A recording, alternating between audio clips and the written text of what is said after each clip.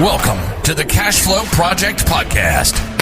Are you looking to better your financial situation by increasing your cash flow? Too busy to hunt for real estate deals or don't know where to start? Then you're in the right spot. Join us as we dive in and talk about investing for cash flow using multifamily real estate.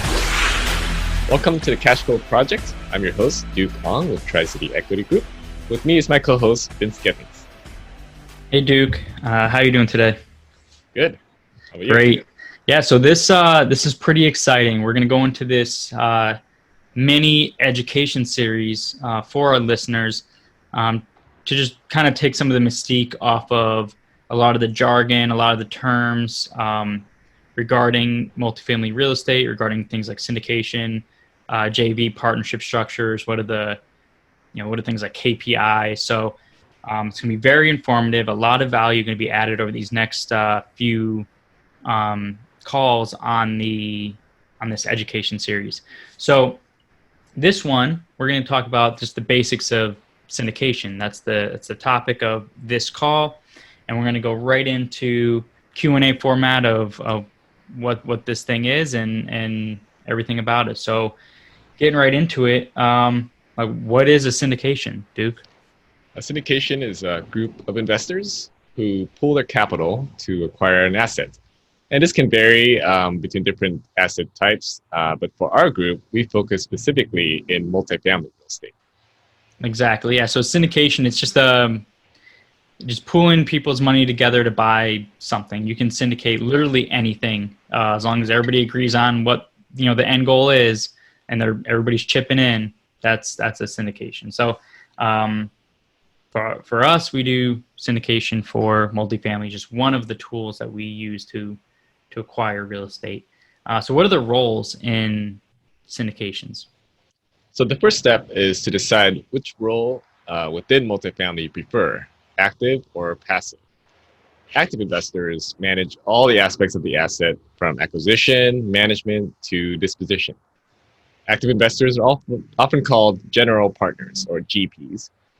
And passive investors who don't have the time, energy, or skills to take on that role can participate in these investments with very little day-to-day involvement other than receiving distribution checks. Passive investors are called limited partners or LPs. And passive investors enjoy truly passive returns as they're not involved in the operations of the asset. Their role is to simply wire in the funds upon due diligence of the sponsor and deal. They would purchase shares in the company that owns the asset, allowing them access to better deals that are professionally managed. Great, that was a lot. That's a mouthful. So when you mentioned limited partners, what does the limited and limited partner mean? Like, what are they limited of? So for limited partners, they are only risking their investment. Yep. So they're limited in liability. Whereas general partners potentially are responsible for signing on the loan, especially if it's a recourse loan, along with more liability beyond their investment. Yeah, if there's any legal action against the property, anything like that, the limited partners, the most they could ever lose is the money that's at risk inside the deal. Lawyers or anything like that couldn't come after their personal assets as an LP, right? That's a risk that the GP takes on necessarily. Great. So why do people do syndications? Well, for LPs, the passive nature of the investment allows for true freedom in that they don't have to worry about the management of the asset on a day-to-day level, and yet can still benefit from the returns on investment. And this means that an LP can scale their portfolio as quickly as they can find deals that GPs offer and the funds to participate in those deals. So essentially scale and true freedom from having to manage the asset. All right, what's the difference between syndication and other types of deal structures or partnerships? In a syndication, an SEC exemption is created and filed to allow passive investors to participate through purchasing shares in the LLC that holds the asset. So in other words, you're not directly owning the real estate, you're owning shares of a company that holds the real estate. So before we get into the different types of syndications, first we need to define what an accredited investor is. So an accredited investor is someone who has at least $1 million in net worth outside of their primary residence, or at least $200,000 in annual income as an individual, or $300,000 as a married couple, and a reasonable expectation that they'll continue with that salary going forward. All right, so the two most common types of exemptions are Reg D, Section 506B and 506C. A 506B offering can take up to 35 non-accredited investors with a pre-existing relationship, but cannot advertise broadly. On the other hand, a 506C offering can advertise broadly, but can only take accredited investors. In a JV partnership, all partners should be actively involved in the operations of the asset. These are typically limited to a few partners and should not be used for larger groups of investors. So Vince, do you want to go into kind of our experience with both types? Yes, absolutely. First, I want to kind of circle back and define a couple things. So SEC is the Security and Exchange Commission. And the reason they're involved is because with the syndication, you are creating a security. That's the biggest one. And then the other one where Duke mentioned that you're buying shares of a company. Well, that company is real estate backed. So you're buying a real estate backed investment versus buying the investment, the property itself. So there's a distinction there. For our partnership, so we do have experience in both. We've done JVs. So all four of us, Duke, myself, Steve, and Matt, are all 25% owners of the original Tri-City equity portfolio, which was a 52-unit deal, and we each put up 25% of in running that deal, the day-to-day operations of that property. So that was the JV partnership. Is only four of us. Usually, based off of what our attorneys say, is like anything over four, maybe five, you're kind of getting to the territory of creating a security.